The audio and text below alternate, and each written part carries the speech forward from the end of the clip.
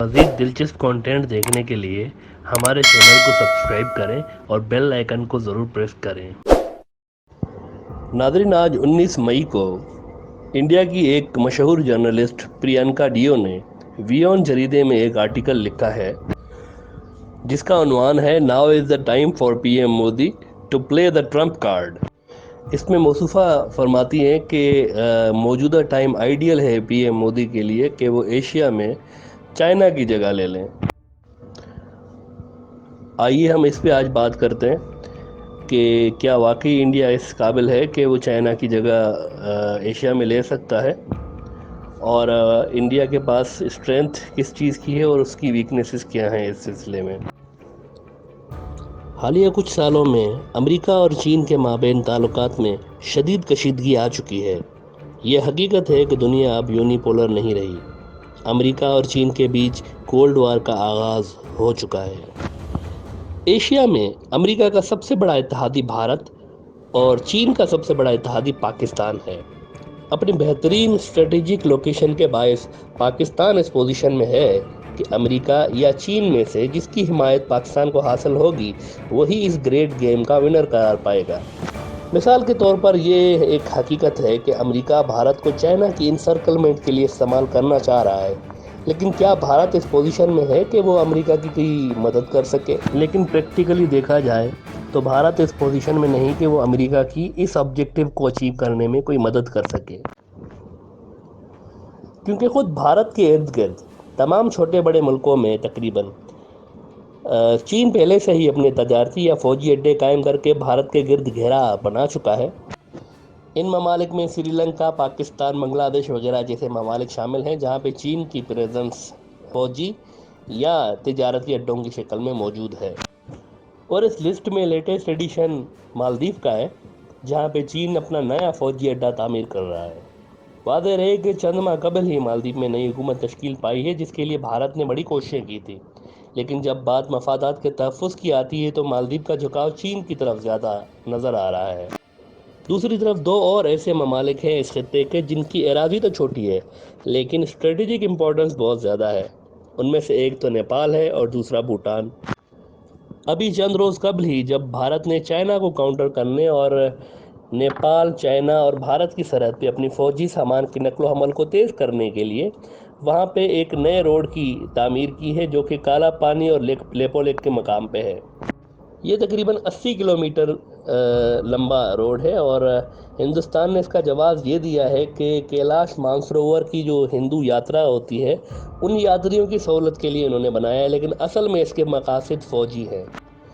اس پہ نیپال نے بھارت سے شدید احتجاج کرتے ہوئے اس روڈ کی تعمیر کو روکنے کا جو ہے وہ مطالبہ کیا ہے، اور نیپال کا کہنا ہے کہ جناب یہ جو علاقہ ہے یہ ہندوستان کا نہیں بلکہ ہمارا علاقہ ہے اور آپ اس میں غیر قانونی طور پہ کنسٹرکشن کر رہے ہیں۔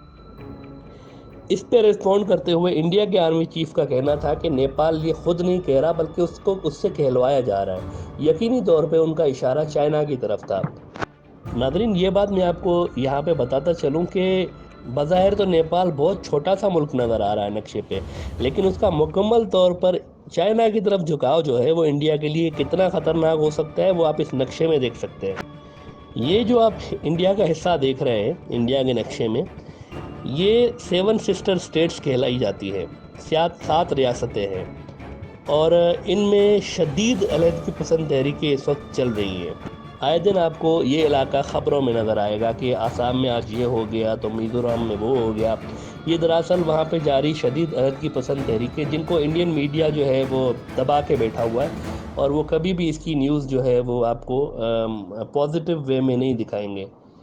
تو یہ اتنا بڑا علاقہ اس چھوٹے سے کاریڈور سے کی وجہ سے انڈیا کی مین لینڈ سے جڑا ہوا ہے، اور اب چونکہ انڈیا مکمل طور پہ کھل کے امریکی کیمپ میں آ چکا ہے تو بالفرض اگر انڈیا اور چائنا کے معاملات اتنے خراب ہو جاتے ہیں کہ بات جنگ تک اگر پہنچ جاتی ہے تو چائنا براستہ سکم صرف ایک دن چائنا کو درکار ہوگا اس کوریڈور پر قبضہ کر کے ان 7 ریاستوں کو بھارت سے الگ کرنے کے لیے۔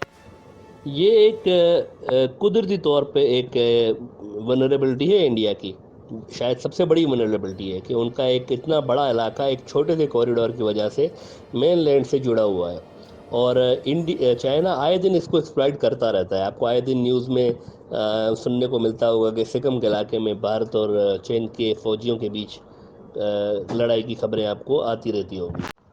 اور اس سے بھی جو زیادہ الارمنگ سچویشن انڈیا کے لیے ہے کہ اگر نیپال کی جگہ سے چائنا پیش قدمی کرتا ہے انڈیا کی جانب، تو نیپال اور بھارت کی سرحد پر ایک مقام ایسا بھی ہے جہاں پہ یہ کاریڈور محض 20 کلومیٹر چوڑا ہے، جس کی ایک سائڈ پہ بنگلہ دیش تو دوسری سائڈ پہ نیپال ہے. اور یہ دونوں ممالک چین کے انتہائی قریب ہیں اور کافی حد تک چین پہ ڈپینڈنٹ ہیں. اب ہوا یہ ہے کہ کل یعنی 18 مئی کو نیپال نے اس واقعے کے بعد، یہ جو روڈ والا واقعہ چل رہا ہے انڈیا اور نیپال کے بیچ میں، تو نیپال نے ایک آفیشیل میپ اپنا جاری کیا ہے اور ان تمام اہم علاقوں کو انہوں نے اپنے علاقے شو کیے ہوئے ہیں، جس میں سے کچھ تو اس وقت انڈیا کے قبضے میں ہیں آلریڈی، جس میں وہ کنسٹرکشن بھی کر رہے ہیں. اس سے بھی زیادہ ایک اہم بات میں آپ کو بتاتا چلوں کہ نیپال کی پارلیمنٹ نے ایک ریزولوشن بھی پاس کر رکھا ہے حالیہ دنوں میں کہ ہندوستان کے زیر کنٹرول یہ جو نیپالی علاقے لیپو لیک اور کالا پانی والے ہیں، یہ جو علاقے ہیں، ان کو انڈیا سے واپس چھڑانے کے لیے اقدامات کیے جائیں. اس سے آپ ان دونوں ممالک کے بیچ کی کشیدگی کا اندازہ لگا سکتے ہیں. اچھا، اب انڈیا کے پاس ایسی کیا چیز ہے جس کو وہ جس کی وجہ سے وہ چائنا کو ایکسپلائٹ کر سکتا ہے؟ آپ اس نقشے کو دیکھیں. یہ چائنا کا موجودہ تجارتی رستہ ہے. آپ دیکھ سکتے ہیں کہ ایک بڑا فاصلہ ایسا ہے کہ جو انڈیا کے پانیوں سے گزر رہا ہے. اب بالفرض کے کشیدگی کی صورت میں چائنا کے جو جہاز ہیں، اگر انڈیا ان کو یہاں پہ بلاک کر دیتا ہے، تو اس صورت میں کیا چائنا کی ساری امپورٹ ایکسپورٹ اور ان کی جو انرجی آئل وغیرہ آتا ہے تو کیا وہ سب اسٹاپ ہو جائیں گے؟ تو کیا یہ انڈیا کے پاس اتنا بڑا ایک اسٹریٹجک کارڈ ہے جس کو وہ پلے کر سکتے ہیں؟ نہیں، ایسا نہیں ہے. اگر آج سے کوئی 20 سال پہلے یا 10-15 سال پہلے یہ بات کہی جاتی تو شاید اس میں وزن ہوتا، لیکن موجودہ گراؤنڈ ریئلٹی بالکل بھی ایسی نہیں ہے.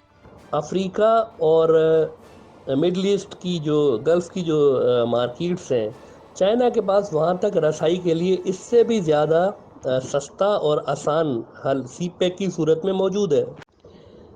تو اس سے آپ دیکھیں کہ ڈیسائسو فیکٹر جو ہے اس خطے کا، وہ گھوم پھر کر پاکستان ہی آ رہا ہے. یعنی جہاں پہ پاکستان جس سائڈ پہ جا رہا ہے تو اس سائڈ کے لیے آسانی پیدا ہو رہی ہے، اور جس سائڈ کے اگینسٹ پاکستان جا رہا ہے اس خطے میں تو اس سائڈ کے لیے تقریباً ناممکن ہو جا رہا ہے اس گیم میں ان رہنے کے لیے. ایسی صورت میں ہندوستان سے یہ توقع کرنا کہ وہ چائنا کو کنٹین کر سکتا ہے، یہ مضحکہ خیز ہے.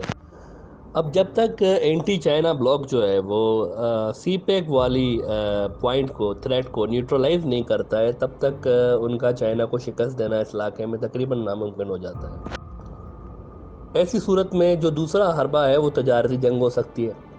ہندوستان اور مغربی طاقتوں کی یہ خواہش ہے کہ انڈیا چائنا کی جگہ پہ ایشیا کا پروڈکشن ہب بن جائے، لیکن انڈیا کے پاس نہ تو ایسی فیسلٹیز ہیں چائنا کے جیسی جو وہ بزنس کمیونٹی کو آفر کر سکتی ہیں، اور نہ ہی ان کے پاس اتنی زیادہ توانائی موجود ہے کہ وہ ان فیکٹریوں اور ان کمپنیوں کو آفر کر سکے. ایسے میں بھلا یہ ملٹی نیشنلز چائنا کو چھوڑ کے انڈیا میں کیوں آئیں گی؟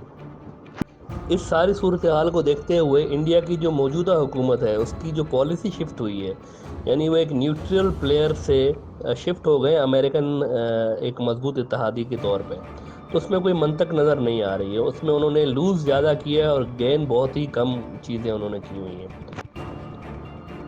اگر آپ ماضی میں جا کے تجزیہ کریں تو انڈیا ایک غیر جانبدار اور سیکولر قسم کی ریاست مانی جاتی تھی، جس کے مراسم روس اور امریکہ دونوں کے ساتھ یکساں تھے، اور چین کے ساتھ بھی کچھ معقول ان کے تجارتی رشتے چل رہے تھے. مگر موجودہ بی جے پی سرکار نے مکمل طور پر خود کو امریکن کیمپ میں دھکیل کے بھارت کو ٹریڈیشنل سٹانس جو بھارت کا رہا ہے اس کو ملیا میٹ وہ کر چکے ہیں. اس وجہ سے ہندوستان کی اس وقت کسی بلاک میں، نہ چائنا اور رشیا کا جو بلاک ہے اس میں کوئی امپورٹنس نظر آ رہی ہے، نہ ہی وہ اس پوزیشن میں ہے کہ امریکہ کو کچھ آفر کر سکے. دوسری طرف عالمی طاقتوں کی اس کھینچا تانی میں پاکستان نے اپنے کارڈز بڑے سمارٹلی پلے کیے ہوئے ریاست کے لیول پہ.